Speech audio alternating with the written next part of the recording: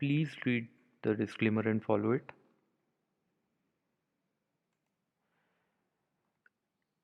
Next topic हम देख रहे हैं प्रेसिपिटेशन। प्रेसिपिटेशन क्या रहता है? धरती पे जो भी पानी गिर रहा है उसे हम कह रहे हैं प्रेसिपिटेशन। अब वो किसी भी फॉर्म में हो सकता है, रेनफॉल हो सकता है, snow, drizzle, trace, glaze, hail. ठीक है, तो एक एक करके हम देखते हैं अलग अलग प्रेसिपिटेशन के क्या टाइप्स रहते हैं। पहले हम देखते हैं रेनफॉल। रेनफॉल क्या रहता है? वाटर ड्रॉपलेट्स रहती हैं जिनकी साइज़ 5 से 6 मिलीमीटर रहती है। दूसरा रहता है अच्छा, इसमें फिर हम देखते हैं कि इंटेंसिटी ऑफ रेनफॉल यदि 0 और 2.5 मिलीमीटर पर आवर के बीच में यदि रहती है तो उसे हम कहते हैं लाइट रेनफॉल।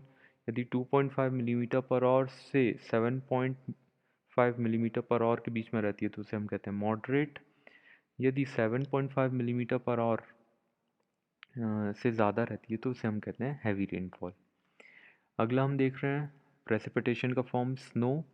स्नो में क्या रहता है? जो डेंसिटी जो रहती है, जो भी पार्टिकल्स स्नो के जो गिरते हैं उसका डेंसिटी 0.1 ग्राम पर सेंटीमीटर क्यूब से कम रहती है। ठीक है, तो इससे स्नो डिफाइन होता है। अगला हम देखते हैं ड्रिजल। ड्रिजल रहती हैं वाटर ड्रॉपलेट साइज, जिसकी वाटर ड्रॉपलेट रहती हैं जिसकी साइज़ 0.5 mm से कम रहती हैं। ठीक है, और इसकी intensity is less than 1 mm per hour. ठीक है, तो इस रेट से ये नीचे गिरती हैं। अगला है ट्रेस। ट्रेस की जो साइज़ रहती है वो रहती है 0.1 mm से कम। ठीक है, तो जिसको भी सांस लेने में तकलीफ़ रहती है या अस्थमा वगैरह रहता है तो उसको ड्रिजल से और ट्रेस से काफ़ी प्रॉब्लम रहती है। ठीक है, तो जिस एरिया में या सुबह के समय जब कोहरा रहता है और जब ये ड्रिजल या ट्रेस जब रहता है तो जिनको सांस लेने में तकलीफ़ है उनको बाहर नहीं आना चाहिए। अगला हम देखते हैं ग्लेज।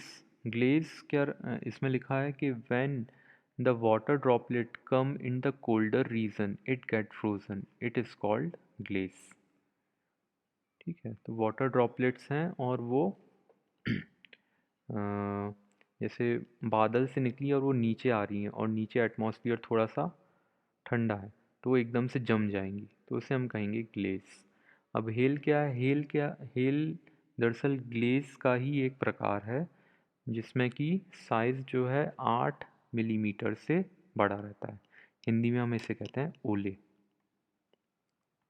ठीक है, तो ये सारे प्रेसिपिटेशन के हमने टाइप्स पढ़े। आगे हम देख रहे हैं कुछ टर्म्स जैसे जो कि इस चैप्टर से रिलेटेड है। पहला है IMD, Indian meteorological department. WMD, world meteorological department. तो ये क्या है? ये मौसम विभाग हैं इंडिया के और पूरे वर्ल्ड के।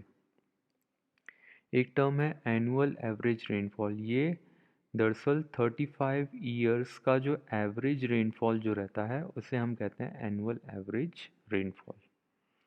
ठीक है, तो इसका प्रयोग जो है अलग अलग जगह किया जाता है और ये एक डाटा जो है कैलकुलेटेड रखा रहता है। जो ये विभाग हैं इनके पास ये डाटा रखा रहता है।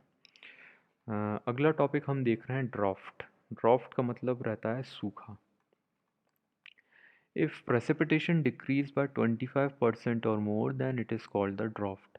यदि precipitation 25% या उससे भी कम हो जाए तो उसे हम कहते हैं ड्राफ्ट। ठीक है, अब ड्राफ्ट 3 तरह के रहते हैं। एक रहता है मेट्रोलॉजिकल ड्राफ्ट, ये ज़मीन में होता है। एक रहता है हाइड्रोलॉजिकल ड्राफ्ट, ये वाटर बॉडीज़ में होता है जैसे कि रिवर्स। एक रहता है एग्रीकल्चरल ड्राफ्ट, ये होता है फार्म लैंड्स में। अब हम देखते हैं मेट्रोलॉजिकल ड्राफ्ट में क्या है। If the precipitation decreases between 25 to 50% तो उसे हम कहेंगे मॉडरेट मेट्रोलॉजिकल ड्राफ्ट। और यदि 50% से भी ज़्यादा प्रेसिपिटेशन डिक्रीज़ हो जाता है तो उसे हम कहेंगे सीवियर मेट्रोलॉजिकल ड्राफ्ट। तो प्रेसिपिटेशन कहाँ पे डिक्रीज़ हो रहा है? ये ज़मीन में डिक्रीज़ हो रहा है। आगे हम देखते हैं if in a particular year 20% और more land comes under the drought condition then it is called the drought year. किसी भी साल में यदि जो लैंड है उसका, जो भी लैंड में हम ड्राफ्ट कैलकुलेट कर रहे हैं उसका यदि 20% से ज़्यादा ड्राफ्ट कंडीशन में यदि आ जाता है तो उस जगह हम कहेंगे कि वो ड्राफ्ट ईयर, उस जगह के लिए जो है वो ड्राफ्ट ईयर कहलाएगा। ठीक है, मैं फिर से रिपीट करता हूँ कि कोई एक देश है, वहाँ का 20% जो लैंड है वहाँ पे क्या हो गया, 20% या ज़्यादा लैंड में क्या हो गया, सूखा आ गया। तो उस देश के लिए उस ईयर को हम ड्राफ्ट ईयर कहेंगे, सूखा ईयर कहेंगे। Probability of draft is 0.2 to 0.4।